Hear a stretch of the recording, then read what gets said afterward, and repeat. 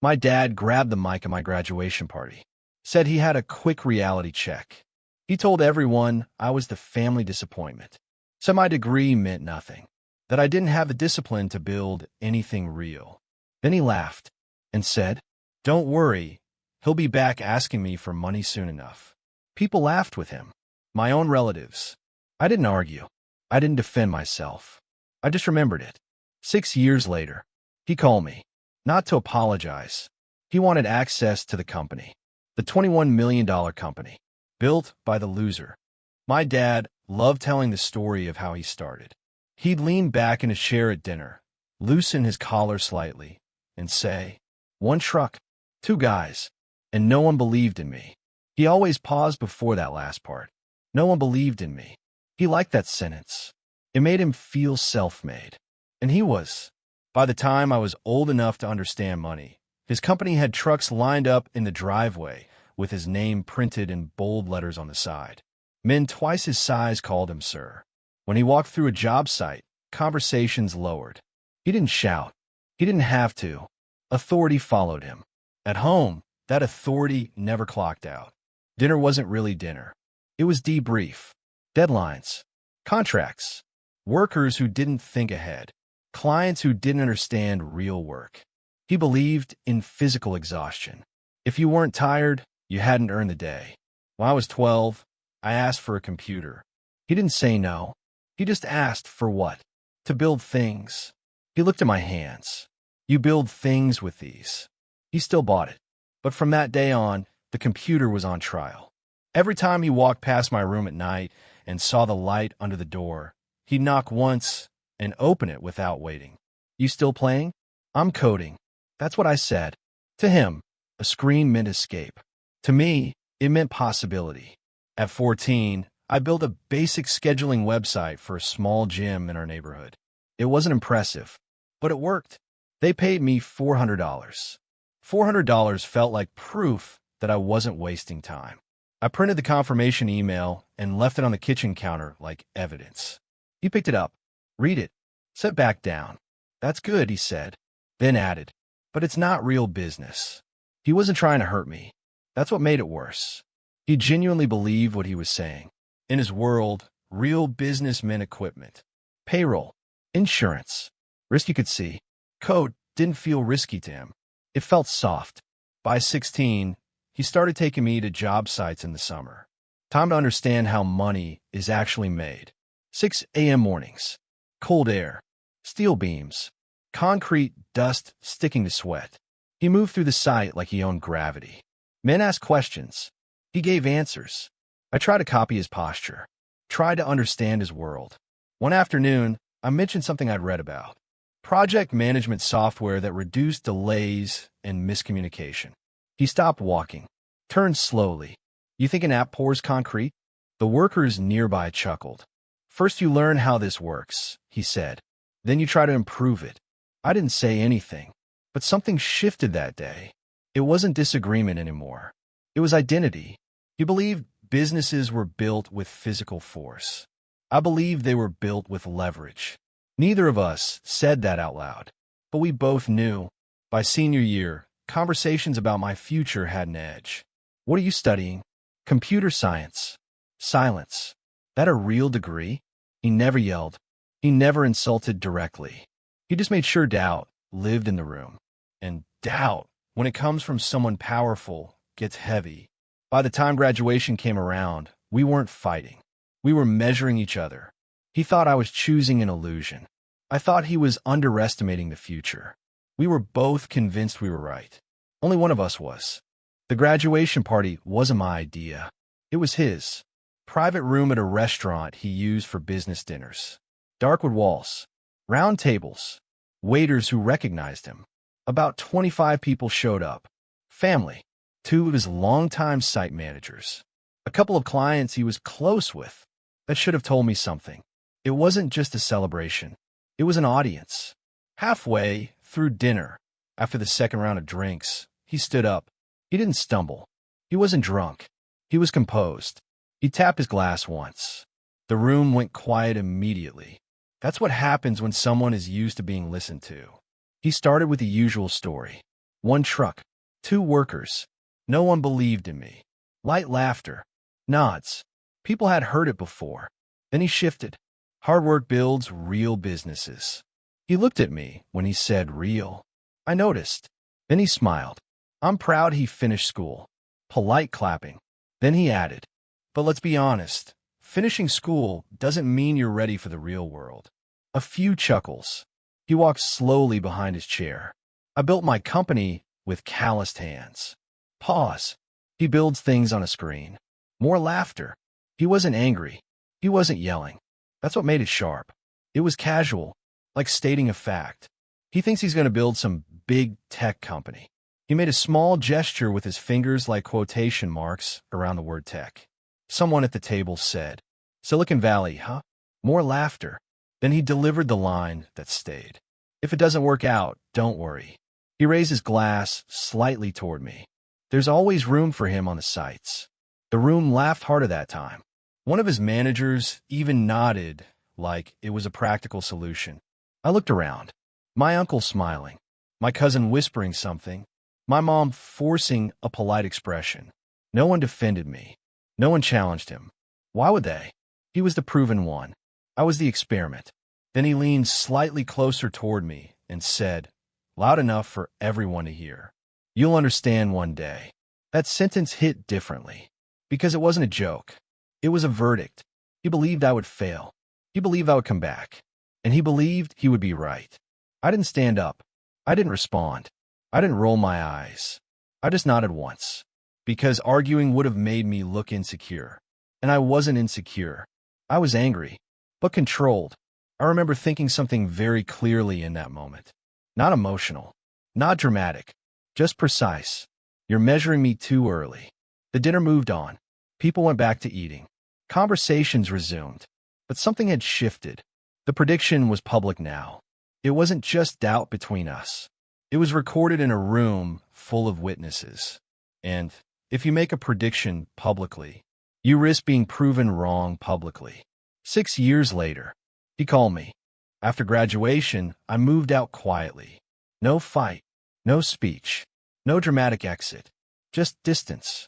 I rented a small apartment above a laundromat. The floor vibrated every time the machines ran.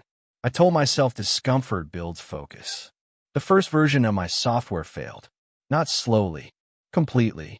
It was a scheduling automation tool for small service businesses.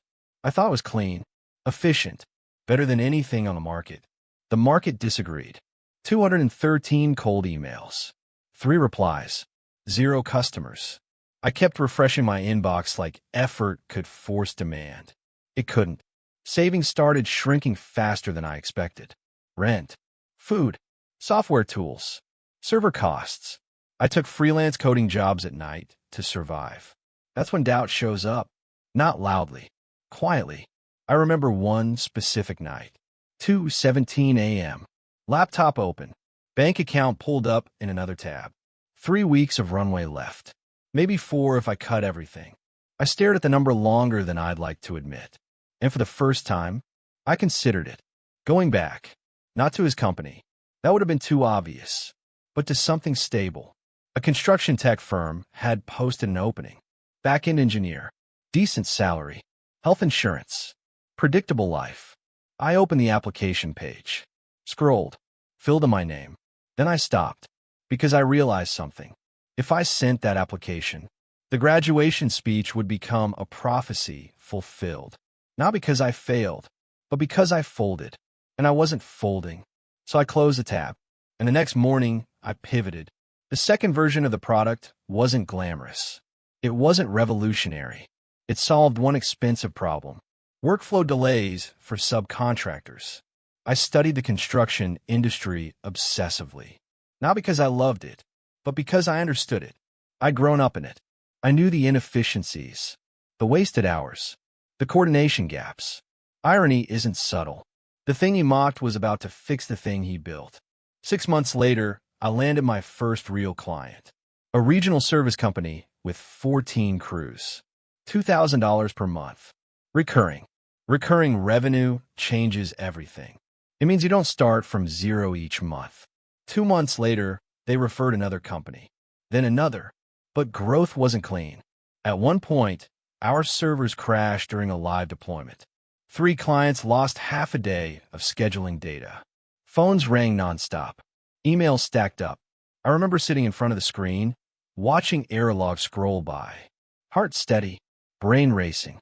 If this didn't get fixed fast, they would leave. And they'd tell others not to trust us. This wasn't theory anymore. It was reputation. We pulled an all-night fix, recovered data, offered compensation, kept the clients. But that night changed something. It stopped being a project. It became survival. Year 2 ended with $20,000 in monthly recurring revenue. Year 3, we crossed $1 million annual. Year 4, investors started calling. Small ones at first, then larger firms.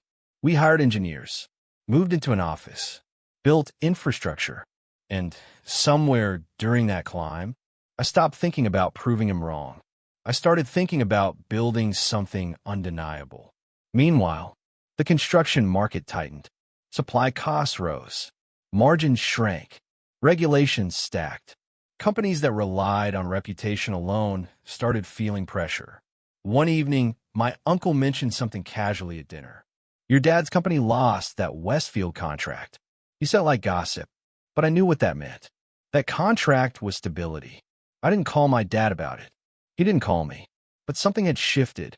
5 years after that graduation dinner, our valuation crossed $21 million. Board meetings, strategic hires, acquisition offers. The internet thing had weight now. Real weight. That's when he called. Midday. No urgency in his voice. Can we meet? It wasn't a joke this time. It wasn't casual. And for the first time, I wasn't the one trying to prove something. When my dad called, he didn't sound desperate. He sounded controlled. That's what made it serious. Can we meet? He asked. Not, I need help. Not, we have a problem. Just, can we meet? He chose his office. Top floor. Corner view. Glass walls overlooking the city he built half of. When I walked in, nothing looked different. Same desk. Same framed photos of early job sites. Same award plaques from 15 years ago. But something felt different. Quieter. The receptionist who used to greet everyone? Gone. The hallway that used to buzz? Silent. He stood when I entered. Firm handshake. Direct eye contact. You've done well, he said. It wasn't warm. It wasn't proud. It was measured. I thanked him. He didn't waste time. He started talking about the market. Material costs. Permit delays. Insurance increases. Labor shortages. He spoke like he always did. Like a man explaining temporary inconvenience. This industry goes in cycles, he said. We've seen worse. He leaned back in his chair like he owned the narrative. But I noticed something. He didn't mention numbers yet. That meant the numbers weren't good. He stood up and walked toward the window. Hands behind his back. That tech sector you're in, volatile, he said. It almost sounded like a reminder. As if he still needed to anchor himself as the stable one. I didn't interrupt. Silence stretches uncomfortable truths. After a minute, he walked back to his desk and opened a folder. He didn't slide it toward me yet. He kept it close. Our margins have tightened, he said. Not collapsed. Tightened. We lost 2 contracts this quarter. Pause. One unexpectedly. Unexpectedly usually means we miscalculated. He tapped the folder once. Cash flows under pressure. That was the first honest sentence. Still controlled. Still framed professionally. But pressure means urgency. He finally slid the folder across the desk. Financial statements. Accounts payable climbing. Receivables delayed. Debt maturing soon. Not catastrophic, but fragile. Like concrete with hairline fractures. He watched my face as I scanned the numbers. Trying to read my reaction. Trying to stay above it. This isn't permanent, he added quickly. With the right adjustment, we stabilize. Adjustment. He still wouldn't say what he needed. So I asked the simplest question. How much time? He paused. That was new. 3 to 4 months, he said. That wasn't a lot in construction. Projects don't turn around that fast. I closed the folder slowly. What's the plan? He exhaled through his nose. And then it came. "I've been thinking," he said. That phrase was softer than the others. "I think there's an opportunity here." Opportunity. He was reframing necessity as strategy. "You understand capital leverage," he continued. "And I understand operations." There it was. The pivot. He wasn't asking for help. He was offering collaboration. He kept his posture straight, but his hands were clasped tighter than usual. "I think we can help each other." That sentence carried weight, not because of what it said, but because of what it avoided. He didn't say, "I need money." He didn't say, "We're in trouble." He said, "We." Like this was mutual. Like this was vision. But for the first time in my life, he wasn't the one holding leverage. And he knew it. He just hadn't said it yet. He didn't say, "I need money." Not once. He said capital alignment. He said temporary liquidity. He said strategic repositioning. Words he used with banks, not sons. The folder sat between us like a third person in the room. I opened it again. Cash flow projections, vendor pressure, payroll exposure, debt maturity in 92 days. 92 days isn't long in construction. Projects don't finish in 92 days. He watched my eyes move across the numbers, trying to read what I was thinking, trying to stay above it. "This isn't collapse," he said. "It's compression, compression, concrete language." He couldn't stop thinking in materials. I closed the folder. "How much?" He gave a number. Clean, rounded, calculated. Enough to stabilize payroll. Enough to renegotiate debt. Enough to buy time. He held eye contact when he said it, testing for hesitation. I nodded once. "I can do that." For the first time since I walked in, his posture shifted, very slightly. His shoulders loosened. Not relief. Expectation. He assumed structure. Loan. Interest. Short-term bridge. "I won't structure it as debt," I said. Now he leaned back.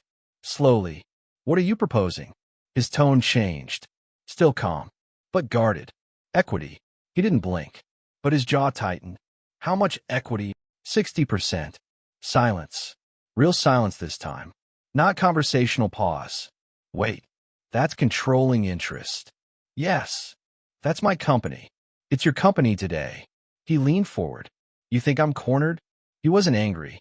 He was trying to regain altitude. "I think you're out of time." I didn't raise my voice. I didn't press. I just let the numbers sit between us. He opened the folder again, as if reading them would change them. "You don't understand operations," he said. "This isn't software. This is infrastructure." I nodded. "I understand leverage." That landed harder than I expected. He stood up, walked to the window again. City skyline reflecting on the glass. He used to bring me here when I was younger. Point at buildings and say, "We did that." Now he was staring at them like they were witnesses. "I built this from nothing," he said quietly. There was no arrogance in it this time, just memory. "I know," I replied, and I meant it. Respect and leverage can exist at the same time. He turned back toward me. "If I give you 60%, he said. I answered to you. "Yes." He studied my face, looking for ego, looking for revenge, looking for the kid who wanted validation. He didn't find him. "What if I find funding elsewhere?" he asked. That was the last defense. Pride negotiating. "You've tried," I said. His eyes narrowed slightly. I didn't need to explain how I knew. Banks talk. Vendors talk. The market whispers. "You don't have 90 days, I continued. "You have maybe 60. He didn't deny it. That was confirmation. The room felt different now. Not father and son. Not authority and experiment. Two executives. One with leverage. "If I accept this," he said slowly, "I lose control." It wasn't a question. It was acknowledgement. "Yes," I said. No softening. No apology. He walked back to the desk, sat down, looked at the folder again, then looked at me. "When you were 12, he said, I told you screens weren't real work." I didn't respond. He nodded once. "You were serious." Not praise. Recognition. "If I say no," he asked one final time. I held his gaze. "Then I walk." Not threat. Fact. He closed the folder, hands resting on it. 30 seconds passed. 40. He wasn't calculating numbers anymore. He was calculating identity. Finally, he nodded once, drawed up, not defeated, not broken, but shifted. And for the first time in my life, he accepted my terms. The paperwork took 2 weeks. Lawyers went back and forth. Valuations were reviewed. Assets restructured. Board seats reassigned. He didn't call me during that time. No small talk. No reconsideration. Just silence. For the first time in my life, he was waiting on my signature. When the final documents were ready, we met again in the same office. Same desk. Same skyline. Same framed photos of early job sites. But the energy was different. This time, the folder wasn't his. It was mine. Our lawyers sat on opposite ends of the table. Terms were read out loud. Equity transfer. Capital injection. Board restructuring. Voting rights. Each sentence moved weight. He signed first. His hand didn't shake, but it didn't move as confidently as it used to. When he finished, he slid the papers across the desk toward me. For years, I had watched him slide contracts toward subcontractors. Now the motion was reversed. I signed, and just like that, ownership shifted, not emotionally, not symbolically, legally. 60%. Majority control. We walked out of the office together. Employees avoided eye contact at first. Then word spread, not loudly, but quickly. The following Monday was the first board meeting under the new structure. I arrived 10 minutes early, sat at the head of the table, the same seat he had occupied for 2 decades. It wasn't about ego. It was about position. When he entered the room, he paused for half a second, just enough to notice. Then he sat to my right, not across from me, to my right. Operational advisor. The meeting began. Cash flow stabilization plan. Vendor renegotiations. Operational efficiencies. For the first time, he wasn't leading. He was reporting. He spoke clearly, professionally, but he waited for my approval before moving to the next item. That shift, that subtle, structural shift, that's what power looks like. Not shouting, not humiliation, alignment. At the end of the meeting, the room cleared. Just the 2 of us remained. He leaned back in his chair, looked around the room, then looked at me. "You were serious," he said. It wasn't an apology. It wasn't praise. It was acknowledgement. I nodded. "You measure me too early." He didn't argue. He didn't defend himself. He didn't bring up the graduation dinner. He didn't need to, because the room itself was the answer. 6 years ago, he raised a glass and said I'd come back asking him for money. 6 years later, he signed papers asking for mine. But here's the part people expect to hear differently. I didn't feel revenge. I didn't feel anger. I felt clarity, because this wasn't about defeating him. It was about outgrowing him. And outgrowing someone powerful changes the entire balance of a relationship. Over the next year, we stabilized the company, refinanced debt, cut unprofitable contracts, integrated workflow systems. Ironically, we implemented software, the same category he once called fake work. He never commented on that. He didn't need to. Results speak louder than philosophy. One evening, months later, we stood on a job site together. Steel beams rising, concrete curing, workers moving in rhythm. He looked at the structure and said quietly, "You built this differently." Not criticism, observation. "Yes," I said. "Different doesn't mean wrong. It just means earlier." The prediction he made at my graduation did come true. Someone did ask for money. It just wasn't who he expected. And that's the thing about measuring people too early. You don't see who they become. You only see who they are at that moment. He saw a kid with a laptop. He didn't see leverage. Now he does. And the most satisfying part? He respects it. Not because I argued. Not because I demanded it. Because I earned it. And respect that's earned through leverage lasts longer than applause at a dinner table.